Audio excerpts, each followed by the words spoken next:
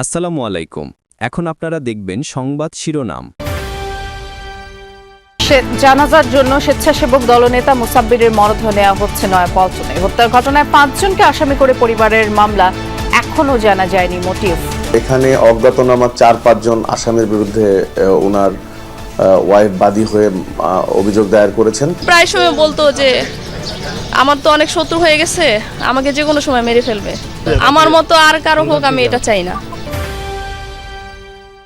শরীয়তপুরের বিলাসপুরে আবারও ককটেল বিস্ফোরণ, যুবক নিহত।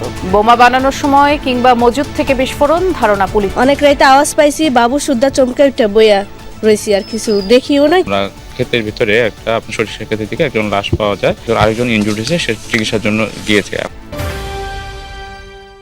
আইনের ভিত্তিতেই হবে প্রার্থিতা ফিরে পাবার আপিল নিষ্পত্তি, জানালেন সিইসি। লেভেল প্লেইং ফিল্ড নিশ্চিত করবে কমিশন। আইন অনুযায়ী যা হবে, বিধিবিধান অনুযায়ী যা হবে, আমরা সেই ধরনের সিদ্ধান্ত দিব। কোনো পাতানো নির্বাচন হবে না, রাজপথে আমারও দরকার হবে না। নির্বাচনী আচরণবিধি মানার ব্যাপারে সতর্ক বিএনপি, জানালেন সালাউদ্দিন আহমদ। অভ্যুত্থানে শহীদদের শ্রদ্ধা জানাতেই তারেক রহমানের উত্তরবঙ্গ সফর। গণ অভ্যুত্থানের শহীদদের আমরা ধারণ করি এবং আমাদের সেই চেতনাকে ঊর্ধ্বে তুলে ধরতে হবে, তার জন্যই তার যাওয়া। এখানে নির্বাচন আচরণবিধির কোনো বিষয় নেই। পিজি আমদানি ও দেশীয় উৎপাদনে ভ্যাট কমালো সরকার। ৬ দফা দাবি আদায় অনড় ব্যবসায়ী সমবায় সমিতি। বিকেলে বিইআরসির সাথে বৈঠক। আসসালামু আলাইকুম। এখন দেখবেন সংবাদ বিস্তারিত। বাদ জোহর জানাজার জন্য স্বেচ্ছাসেবক দল নেতা আজিজুর রহমান মুসাব্বিরের মরদেহ নেওয়া হচ্ছে নয়াপল্টনের বিএনপি কার্যালয়ে। এরই মধ্যে ঢাকা মেডিকেলে ময়নাতদন্ত সম্পন্ন হয়েছে। এদিকে সকালে পরিবারের পক্ষ থেকে অজ্ঞাত ৫ জনকে আসামি করে মামলা করা হয়েছে রাজধানীর তেজগাঁ থানায়। সকালে স্ত্রী সুরাইয়া বেগম বাদী হয়ে মামলাটি দায়ের করেন। জানান, কয়েকদিন থেকে মৃত্যু সংখ্যার কথা জানাচ্ছিলেন মুসাব্বির। এদিকে তেজগাঁয়ের ডিসি ইবনে মিজান জানিয়েছেন, সিসিটিভির ফুটেজে দুজনকে অন্ধকারে ওঁত পেতে থাকতে দেখা গেছে। আর এই হত্যাকাণ্ডে নেপথ্যে কি আছে সে বিষয়ে তদন্ত চলছে। চাঁদাবাজির বিষয়টি মাথায় রেখেই এগোচ্ছে পুলিশ। শুটারদের গ্রেফতারে অভিযান চলছে। বুধবার রাতে রাজধানী পশ্চিম তেস্তুরি বাজার এলাকায় ওই নেতাকে গুলি ছুড়ে হত্যা করে দুর্বৃত্তরা। তিনি স্বেচ্ছাসেবক দলের ঢাকা মহানগর উত্তরের সাবেক সাধারণ সম্পাদক।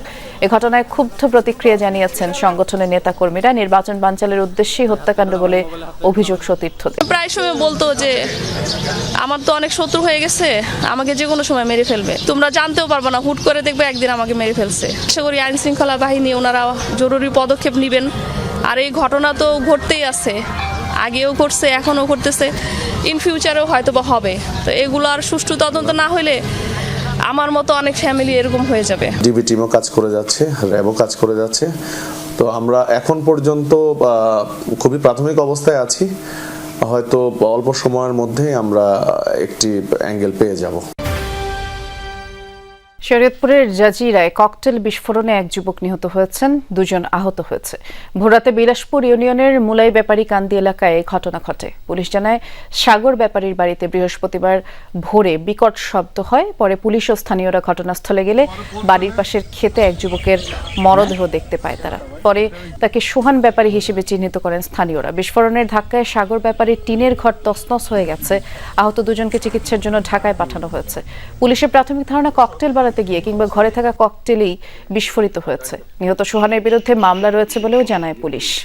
অনেক রাইতে আওয়াজ পাইছি, বাবু সুদ্ধা চমকে উঠে বইয়া রয়েছি, আর কিছু দেখিও না, কিছু শোনার মতো আমার ক্ষমতা নাই। বুঝেন তো, আমার গরিব মানুষ, আমার ঘরে গেছে। বমের শব্দ শুনছি, কই ফুটছে হেরো জানি নাই, বুঝছেন, জানি নাই আমরা।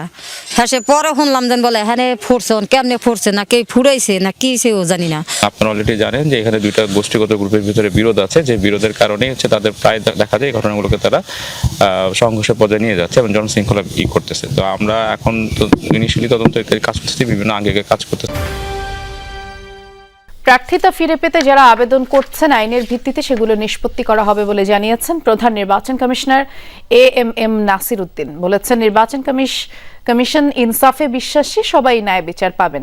সকালে আগারগা ইসি সচিবালয় প্রাঙ্গণে মনোনয়ন বাতিল ও গ্রহণের বিরুদ্ধে চলমান 4র্থ দিনের আপিল আবেদনের বুথ পরিদর্শন শেষে সিইসি এসব কথা বলেন। কমিশন লেভেল প্লেইং ফিল্ড নিশ্চিত করবে জানিয়ে তিনি বলেন, আগের মতো কোনো পাতানো নির্বাচন হবে না এবার। সকাল থেকে দেশের বিভিন্ন প্রান্ত থেকে আপিল করতে ইসিতে আসছেন আবেদনকারীরা। এই কার্যক্রম আগামীকাল শেষ হবে। এরপর 10 থেকে 18 জানুয়ারি পর্যন্ত আপিল শুনানি চলবে। গত 3 দিনে 295টি আপিল আবেদন জমা পড়েছে। আমরা আইন অনুযায়ী একদম ইনশাল্লাহ দেখবেন আপনারা ন্যায় বিচার পাবে। হিয়ারিং হওয়ার পরে দেখবেন আপনারা যে আইন অনুযায়ী যা হবে, বিধিবিধান অনুযায়ী যা হবে, আমরা সেই ধরনের সিদ্ধান্ত দিব।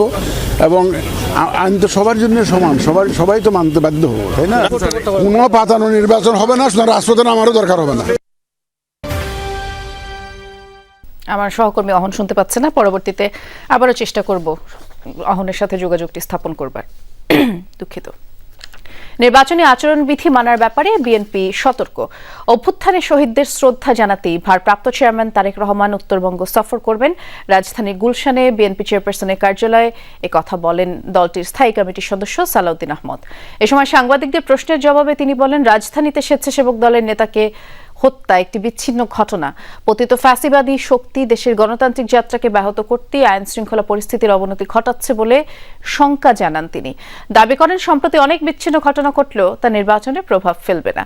সব রাজনৈতিক দলই নির্বাচনের বিষয়ে প্রতিশ্রুতিবদ্ধ। তিনি বলেন, নির্বাচনের লেভেল প্লেইং ফিল্ড নিয়ে কারো কোনো অভিযোগ থাকলে ইসিকে জানাতে পারে।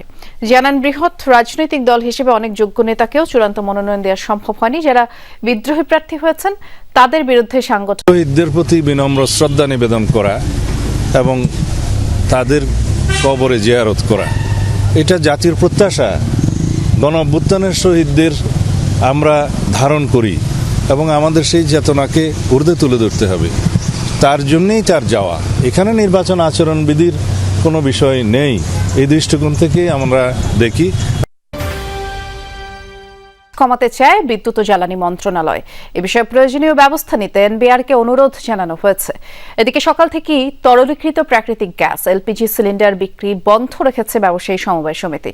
এতে ভোক্তা পর্যায়ে দুর্ভোগ বেড়েছে। দাবি আদায় না হওয়া পর্যন্ত সারা দেশে সিলিন্ডার সরবরাহ ও বিক্রি বন্ধ রাখবে তারা। এর আগে বুধবার কমিশন বৃদ্ধি, জরিমানা বন্ধ সহ 6 দফা দাবিতে 24 ঘন্টার আলটিমেটাম দেয় সংগঠনটি।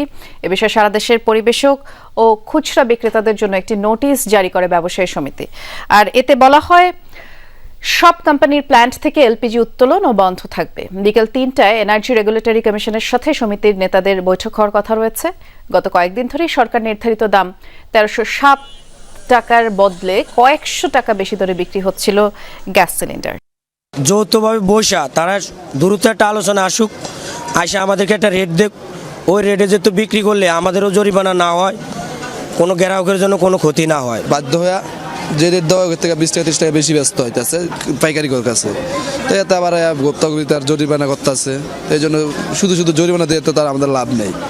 এই জন্য আমরা বন্ধ করে দিচ্ছি। আগে যেরকম আমরা 1200 বা 1250 কিনতাম, এখন এটা 1800 লাগে। এগুলো একটা ভোগান্তি, আবার গ্যাসও পাওয়া যায় না। সাধারণ কেটে খাই, ওর অবস্থা কি হবে? তো এটা যদি বন্যমজুর নিয়ন্ত্রণে না আসে, তা আমরা কি করে খাবো, কি করে বাঁচবো? লীগের আমলে গুম ও বিচার বহির্ভূতভাবে 103 জনকে হত্যায় এনটিএমসির সাবেক মহাপরিচালক ও সাবেক সেনা কর্মকর্তা জিয়াউল হাসানের বিরুদ্ধে